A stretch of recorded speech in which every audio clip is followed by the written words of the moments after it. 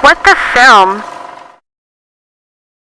Hey guys, I want to talk about the 1987 Who's That Girl? This movie is absolutely super fun. It's directed by James Foley and of course stars Madonna and Griffin Dunne. This isn't Madonna's best. That Probably Desperately Seeking Susan around that time was probably better, but this is still a very fun and goofy movie. Griffin Dunne is super great in this. You can put him in any situation, any crazy situation, and he will just elevate the comedic timing so much. He is hilarious in this. Madonna is also really great as being this force of nature, this crazy, no care in the world character. For 80s movies, is this one of the best? No.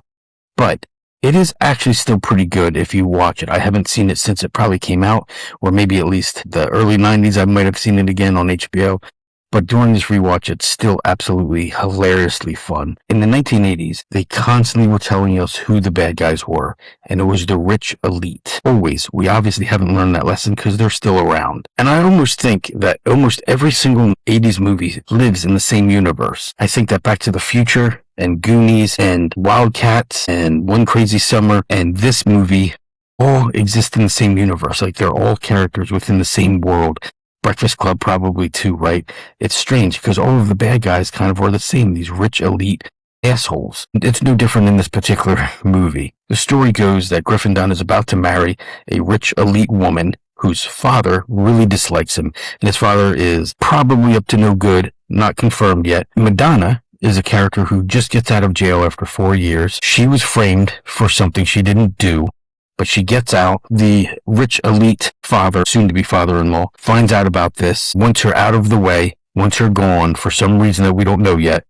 Gets Griffin Dunne to basically take her, make sure she gets on a bus to Philadelphia so she's out of their life for good. He attempts to do that. However, this character of Madonna in this movie is so aloof and so passionately chaotic that every instance that he tries to get her on a bus completely fails. Another fun thing about this movie is that he also has to take care of a tiger. So he had to pick up a tiger for another elite friend of his. That tiger escapes and also becomes friends with Madonna. It's chaotic. It's insane. You're basically just throwing Griffin Dunne into this world of insanity, this street life, because Madonna is technically a criminal and she hangs out with other criminals and she's doing criminal stuff.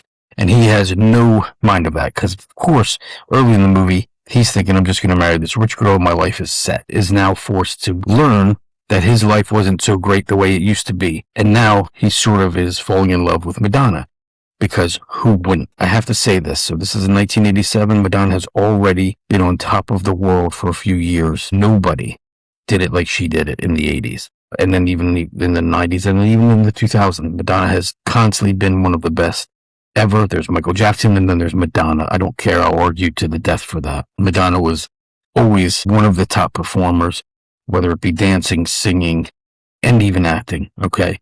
She's a performer and she puts on a hell of a performance in this. Is it really that great? Not really. It's kind of a silly character that she plays, but she does it very well, and she's gorgeous the entire time, of course. Griffin Dunne is really what drives this movie. His stress level is your stress level.